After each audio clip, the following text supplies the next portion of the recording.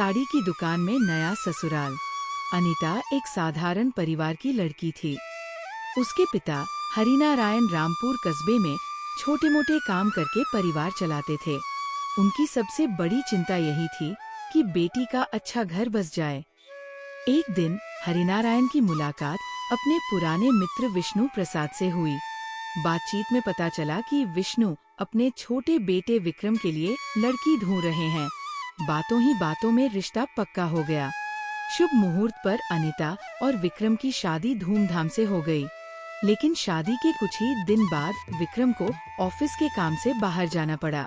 अनीता को भी बुरा लगा, पर वह बोली, आप निश्चिंत होकर जाइए, मेरे पास मांझी पिताजी है, राघव भैया है, मुझे कोई तकलीफ नहीं होगी। घर में राघव नाम का एक युवक भी रहता था।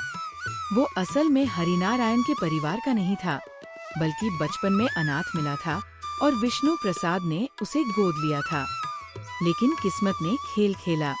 विक्रम जिस हवाई जहाज से गया था, वह दुर्घटनाग्रस्त हो गया।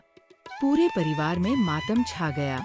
अनीता की आँखों का काजल और हाथों की मेहंदी उसी पल फीकी पड़ गई। घर के बड़े लोग फुसफुसाने लगे, ये बहू मनहूस है। इसके कदम पड़ते ही घर उजड़ गया। सास और जेठानी ने तो यहाँ तक कह दिया, इससे पहले कि और अशुभ हो, इसे घर से निकाल दो।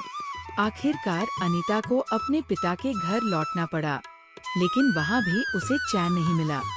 जल्द ही पता चला कि वह माँ बनने वाली है। रिश्तेदार ताने मारने लगे, पति तो चला गया, फिर ये बच्चा किसका? अनीता ने सबको समझाया, ये बच्चा विक्रम का ही है, मगर किसी ने उसकी बात पर विश्वास नहीं किया। जीवन चलाने के लिए अनीता ने जयपुर की एक साड़ी की दुकान में नौकरी पकड़ ली।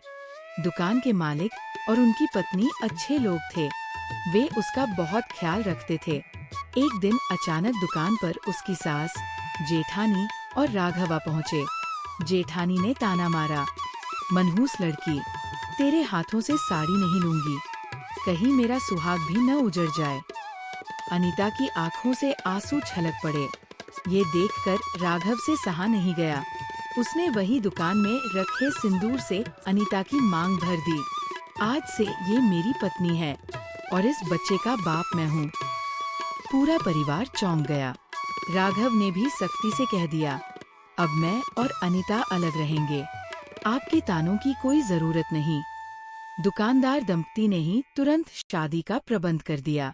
इस तरह अनीता की जिंदगी में फिर से उजाला लौट आया। भाग दो हवाई जहाज वाली बहू। कहानी यही खत्म नहीं होती। रामपुर गांव में ही एक और परिवार था, कविता और अरविंद का। उनकी बहू रिया विदेश में ट्रेनिंग लेकर भारत लौटी थी और अब बड़ी एयरलाइन में पायलट बन चुकी थी। रिया का रिश्ता आदित्य नाम के बैंक मैनेजर से हुआ।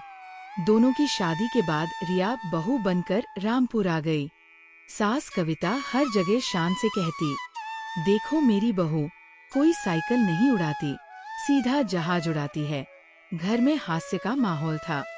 अरविंद का सपना था कि वह हवाई जहाज में बैठे। रिया ने सबकी टिकट बुक कर दी और कहा, हम सब दुबई घूमने चलेंगे। पूरा परिवार बहुत खुश हो गया। प्लेन में सवार होने पर सास कविता बार बार अपनी सीट बदलवाने लगी। किसी से उलझी तो किसी से बहस की। अरविंद देसी अचार पराठे निकाल बैठे और बोले, जरा जहाज कहीं रुके तो खा लें। एक यात्री से झगड़ा भी हो गया। तब बेटे ने कहा, जानते हो, पायलट मेरी भाभी है। फिर वो आदमी चुप हो गया। उधर सास कविता कॉकपिट में घुसकर बार बार पूछती, बहू, तू जहाज सही उड़ा रही है ना? मुझे अभी पोते पोतियों का मुंह देखना है।